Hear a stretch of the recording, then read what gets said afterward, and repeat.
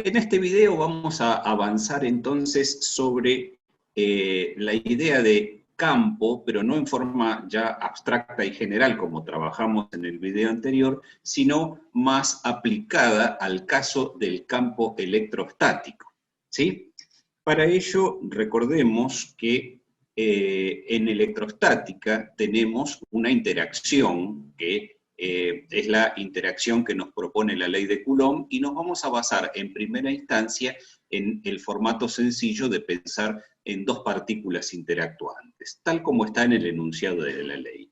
Si tenemos dos partículas interactuantes, uno lo que tiene a través de la ley de Coulomb es la forma directa de esa interacción que se manifiesta como una fuerza que se ejerce sobre la partícula 2 a instancias de quién la ejerce, que es la partícula 1. ¿Sí? Ahí aparece la información de las posiciones y de los tamaños de las cargas en la ley, ¿sí? Y cómo a partir de eso se establece qué forma específica tiene la fuerza.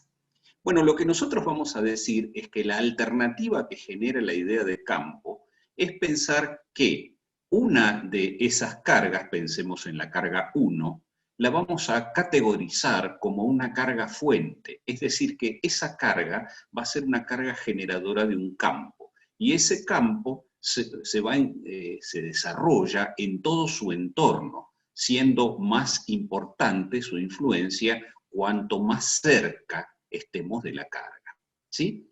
La carga 2 la vamos a considerar ahora como un elemento sensible, es decir, una carga que, situada en una región donde existe el campo creado por la 1, ese campo se manifiesta sobre la carga sensible, generando sobre ella una fuerza. Esa fuerza, ahora no vamos a pensar que es una fuerza ejercida por la carga 1, sino que se trata de la manifestación del campo que hay en el lugar, en la posición donde tenemos la partícula 2. Entonces, resumiendo esta idea, la partícula 1, partícula fuente, genera un campo. La partícula 2, elemento sensible, percibe el efecto del campo que se manifiesta sobre ella como una fuerza. El resultado es el mismo que el que tenía la interacción directa pensada como la ley de Coulomb, pero los conceptos involucrados ahora son más. Hay cargas categorizadas como fuentes, cargas categorizadas como elementos sensibles y fundamentalmente un intermediario que es el campo electrostático que recorre, que habita en toda la región del espacio donde estamos analizando. Esta situación que tenemos en primera instancia, tal como estaba planteada en la ley de Coulomb, implicaba que las dos partículas estuvieran rígidamente sostenidas, es que había un soporte mecánico, ¿sí?, que fuera tan resistente como fuera necesario para que esas dos partículas se mantengan en las posiciones fijas en las que está planteado para que la electrostática realmente pueda tratarse, porque recordemos que se necesita que estén en reposo. Sin embargo, la realidad física en general no nos da esa garantía. Muchas veces los sistemas no están tan rígidamente sostenidos y lo que se necesita en ese caso es algún tipo de criterio que nos permita analizar cómo es la producción de campos en ese contexto. ¿Por qué digo esto? Bueno, simplemente porque las cargas a veces consiguen el equilibrio electrostático, pero no con gran rigidez, ¿sí? Entonces, lo que vamos a hacer, le vamos a pedir a Lorena que nos haga un dibujito para acompañarnos un poco en tratar de comprender esta idea. Bien, este gráfico describe una situación en la que una partícula cargada, con carga Q, está sujeta a un resorte y ese resorte está fijo al techo. La partícula está en equilibrio con las fuerzas que actúan sobre ella, pero el soporte que la mantiene en esa posición no es rígido. Queremos inspeccionar el campo que esta partícula crea a su alrededor. Esta es la fuente de nuestro campo. ¿Cómo hacemos? Bueno, vamos a inspeccionar el entorno de esta partícula con un elemento sensible. Ese elemento sensible va a ser una partícula cargada, otra partícula cargada, nosotros vamos a elegir una carga negativa y la vamos a disponer debajo de esta carga fuente.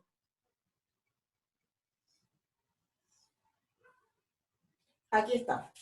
Suponemos que la sostenemos en esta posición. ¿Y qué va a ocurrir en este contexto? Bueno, este elemento sensible va a detectar el campo que nuestra carga fuente genera y se va a manifestar como una fuerza sobre este elemento sensible. Ahora bien, este elemento sensible, así como va a detectar la fuerza que sobre ella genera nuestra carga fuente, también va a ejercer una fuerza sobre esta carga fuente, que como no está fija en su posición, lo que va a ocurrir es que va a sufrir un desplazamiento. Vamos a marcar cuál sería la situación, vamos a indicar con línea punteada que nuestra carga fuente se va a desplazar respecto de su posición original.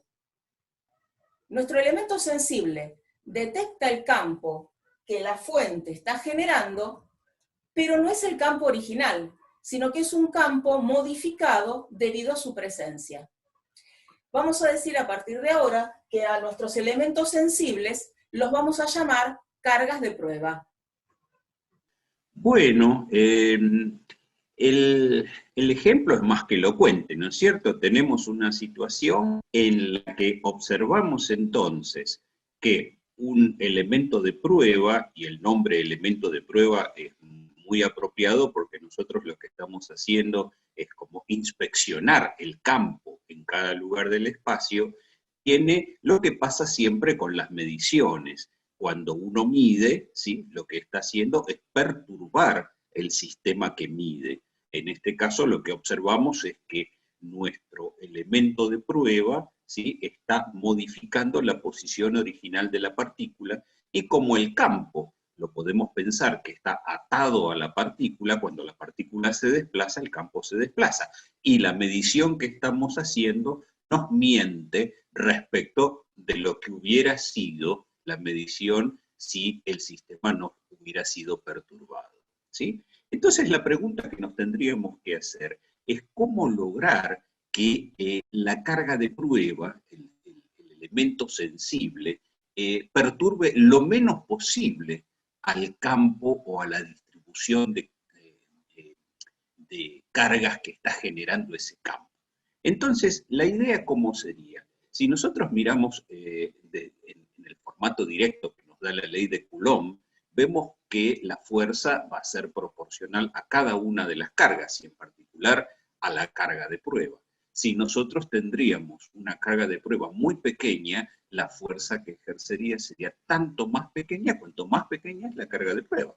Entonces, la idea es utilizar cargas de prueba pequeñas para que la perturbación que ejercen sobre la carga fuente sea la menor posible. En general, esta perturbación puede ser, como en este caso, un simple desplazamiento, o podría ser una reorganización de cargas dentro de un cuerpo. Pero eso lo vamos a ver un poquito más adelante, ¿sí? Por de pronto, lo que sabemos que tener una carga de prueba pequeña, ¿sí?, genera, es virtuoso respecto de la posibilidad de no perturbar el sistema, y que nos permite de alguna manera relajar la condición de rigidez que tiene la ley de Coulomb, ¿sí?, para que esto se nos pueda hacer más real en el sentido de la utilización de los conceptos de campo, ¿sí?, aun cuando los sistemas no tengan garantizada la rigidez que le impusimos en la ley de Coulomb. Lo que tendríamos que ir pensando entonces ahora es cómo caracterizar ese campo que tenemos en el entorno. Ya tendríamos un elemento para medirlo, las cargas de prueba pequeñas. Lo que tendríamos que pensar ahora es cómo formalizar el concepto y decir qué es ese campo. En principio, el campo lo vamos a empezar entendiendo como una abstracción que hay en el entorno de la carga de prueba, ¿sí? Pero ¿qué caracterización le vamos a dar, al menos desde el punto de vista matemático? Bueno, lo que seguramente vamos a ir vislumbrando es que como su manifestación es una fuerza, y la fuerza es un vector, tal vez lo que nos debiera representar el campo sería algo así como un campo vectorial, presente en todo el espacio, representando la propiedad abstracta, esta que venimos introduciendo. Hasta ese punto es lo que yo voy a contar. Ahora lo que vamos a hacer, vamos a ir de vuelta con Lore para que ella empiece con el proceso de formalizar esta idea. Ya hemos identificado entonces dos tipos de objetos: las fuentes, que son las cargas que dan origen al campo electrostático, y los objetos sensibles, sí, que son las cargas de prueba, con las características que Ale acaba de mencionar. A partir de estos objetos que hemos introducido, vamos a definir, vamos a introducir el concepto de campo electrostático. Vamos a hacerlo a partir de dos miradas. La primera mirada es una mirada del campo a partir de los efectos que el campo produce. En este sentido, vamos a definir al campo electrostático en una posición R, ¿sí?, vectorial, ¿sí?, en una posición R referida a un sistema de referencia, como el cociente entre la fuerza que una fuente genera sobre una carga de prueba Q, Q minúscula, Q chiquita, colocada en esa posición R, en la posición en la que estamos midiendo el campo. Ahora bien, esta mirada, que es la mirada de la definición del campo a partir de los efectos, tiene como dificultad que la carga de prueba puede alterar la distribución que está dando origen al campo, tal como hemos observado hace un momento con el ejemplo del resorte. Querríamos, por tanto, entonces, independizarnos de esa carga de prueba. ¿Cuál es la manera de independizarnos de la carga de prueba? Bueno, pensar en tomar una carga pequeña, lo más pequeña posible, y cada vez más pequeña, cada vez más pequeña. ¿Cuál es ese concepto? El que nos lleva a la idea del límite cuando Q tiende a cero. Definir el campo en una posición R como el límite cuando Q tiende a cero del cociente entre la fuerza y esa carga Q de prueba es definir al campo a partir de sus causas y no de sus efectos. Veamos si a partir de esta independización de las cargas de prueba podemos encontrar una expresión para el campo que refleje cuáles son sus fuentes. Encontrar una expresión para el campo electrostático en la que resulte independiente de las cargas de prueba y en la que quede en evidencia cuáles son las fuentes de ese campo electrostático. Vamos a partir de la ley de Coulomb para hacer ese trabajo y vamos al pizarrón. Fíjense, acá tenemos escrita la expresión para la ley de Coulomb que presentamos en la clase pasada. F2,1 es la fuerza que sobre la partícula 2 ejerce la partícula 1 y tiene esta forma. Vamos a identificar a la carga fuente como la carga 1. ¿Por qué? Porque es la que está actuando, en este caso, sobre la partícula 2. Digamos que Q1 la llamamos Q, nuestra carga fuente. La posición de la partícula 1 era R1 respecto del sistema de referencia que trabajábamos. Bueno, la vamos a identificar ahora con el vector de posición R'. Y vamos a hacer lo propio con la carga Q2. Vamos a decir que la carga Q2 ahora va a ser indicada con la letra Q minúscula, para indicar que es la carga de prueba. Y su posición, que en esta expresión era R2, la vamos a referir ahora como R, el vector de posición R. R2, entonces, lo indicamos con R. Haciendo estas identificaciones, la expresión para la ley de Coulomb nos queda lo siguiente.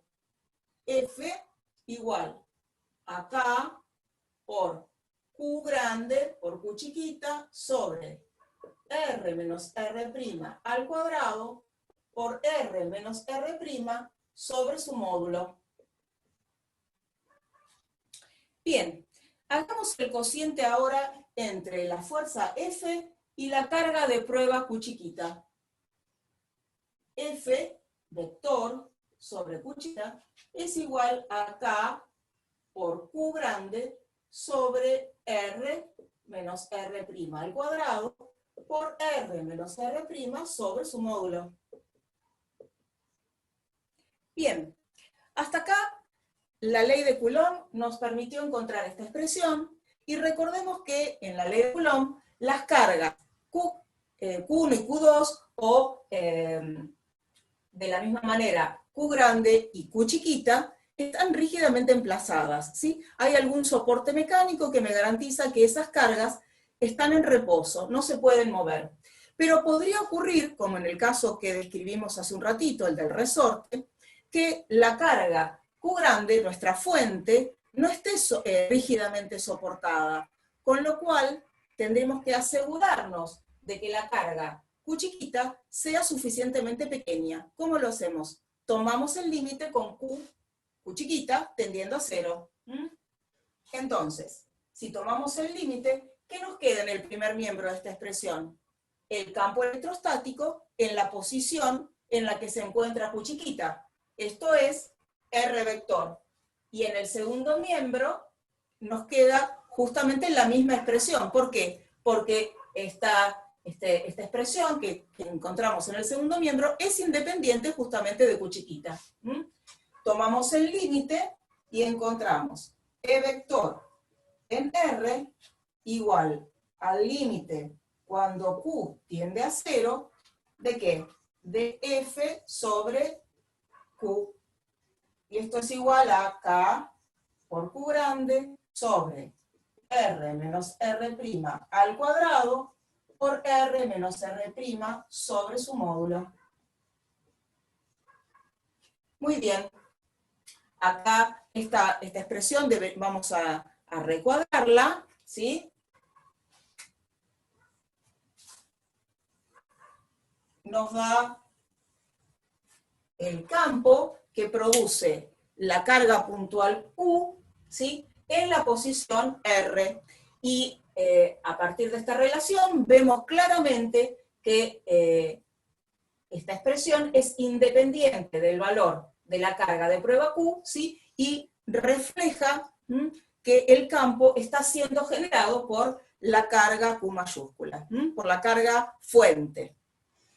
Hemos encontrado una expresión para el campo, ¿sí? En la que ponemos en evidencia cuáles son las fuentes de nuestro campo. Vamos a hacer una identificación más.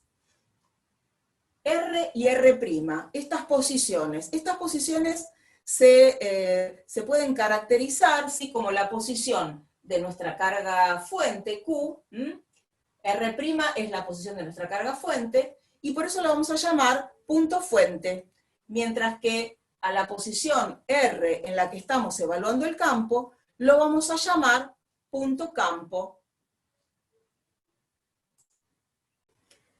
Bueno, en esta representación tenemos una carga Q como nuestra carga fuente, que se dispone en la posición R', referido a este sistema de referencia, y en la posición R, que es el punto campo, hemos indicado cuál es el campo electrostático E que la carga Q produce. La carga Q se ha elegido positiva en esta situación, de manera tal que, como vemos acá, el campo está dirigido según la recta de acción que une a la posición R' y a la posición R, y dirigido alejándose de la carga. Si la carga fuente, fuera una carga negativa, el campo estaría en la misma dirección, pero con sentido opuesto. Esto es, lo que observamos acá, es que el campo para la carga puntual resulta ser radial. En caso de que la carga Q que lo esté originando sea positiva, la dirección es alejándose de la carga, mientras que el sentido es hacia la carga cuando la carga es negativa. Vamos a introducir un concepto nuevo, que es el concepto de línea de campo. ¿Qué es la línea de campo? Es una manera de representar al campo vectorial, un campo vectorial genérico, en este caso el que nos ocupa es el campo electrostático, y esencialmente constituye un mapa en el espacio de cómo se comporta el campo. La línea de campo está definida como la solución de un sistema de ecuaciones diferenciales, que lo estamos presentando en esta relación. Esta relación representa un sistema de ecuaciones diferenciales que nosotros no vamos a resolver, pero lo presentamos por completitud. Su solución es el conjunto de las líneas de campo de un determinado campo vectorial. ¿Cuáles son las propiedades de una línea de campo, o de las líneas de campo en general? Bueno, el campo vectorial es tangente a cada línea de campo en cada punto en el que la estemos analizando, ¿sí? Además, por cada punto del espacio en el que el campo electrostático sea distinto de cero, pasa una y solo una línea de campo. Esto es, las líneas de campo no se bifurcan, tampoco se cortan, ¿sí?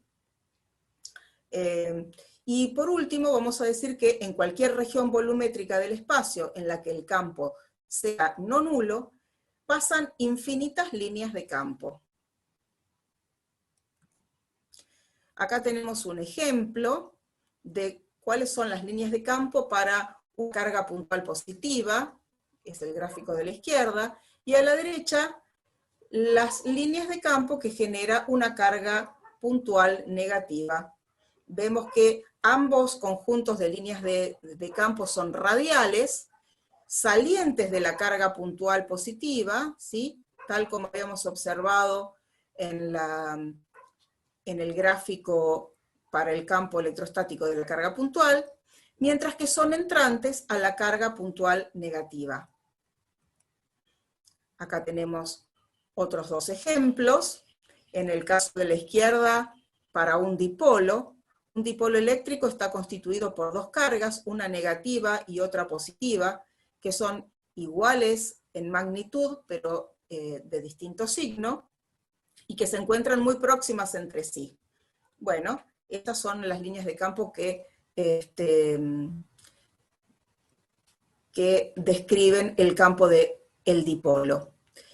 Y a la derecha tenemos cuatro cargas, dos positivas y dos negativas, dispuestas de manera tal que forman un arreglo, que en este caso se encuentran como en los vértices de un cuadrado. Esas líneas que están graficadas representan las líneas de campo de ese arreglo. Por último tenemos otro conjunto de líneas de campo. Lo tenemos que pensar de manera tridimensional. Siempre tenemos que pensar las líneas de campo como tridimensionales, pero las estamos viendo en esta situación, las estamos viendo en un plano, estamos viendo un corte. Imaginemos que el punto que se ve acá a la izquierda y otro punto que se ve a la derecha son hilos infinitos, paralelos, de los cuales nosotros estamos viendo un corte transversal. Las líneas de campo en el plano XY, ¿sí? En el plano del pizarrón, en este caso de la presentación, son las que se describen en el gráfico.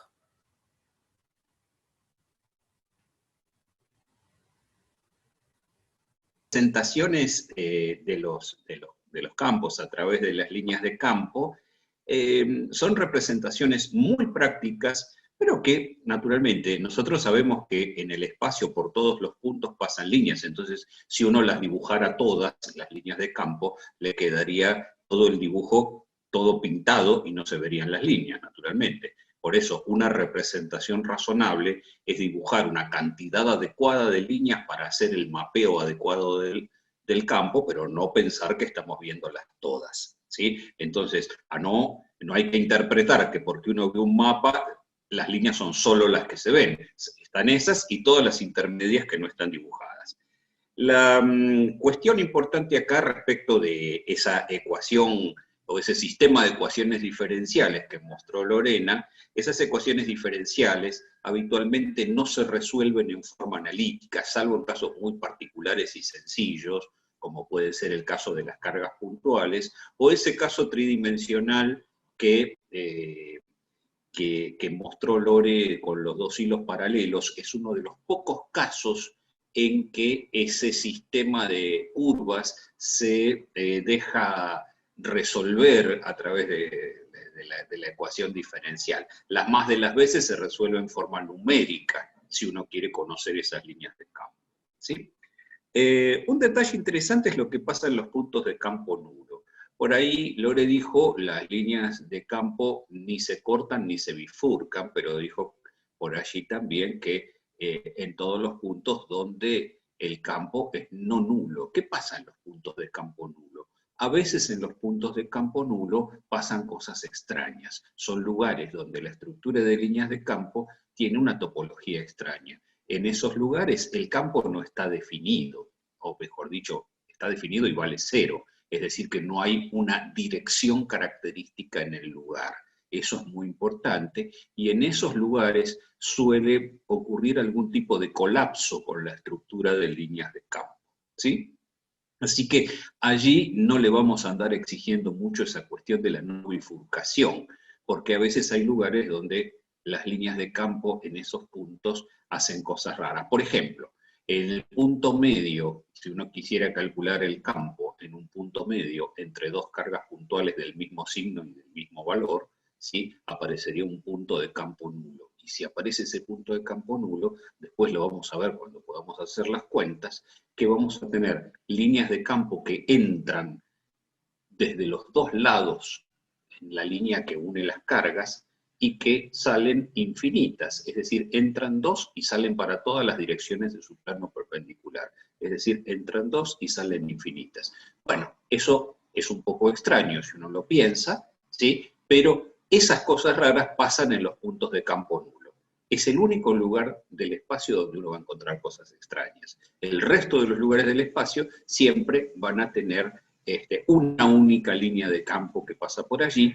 En el lugar ese no va a haber cortes, es decir, no se van a cruzar dos líneas de campo, ni vamos a notar que una llegue y se bifurque y se abra en dos, ¿sí? Entonces, en el resto del espacio, a no hacerse problema. En los puntos de campo nulo, trabajar con cuidado.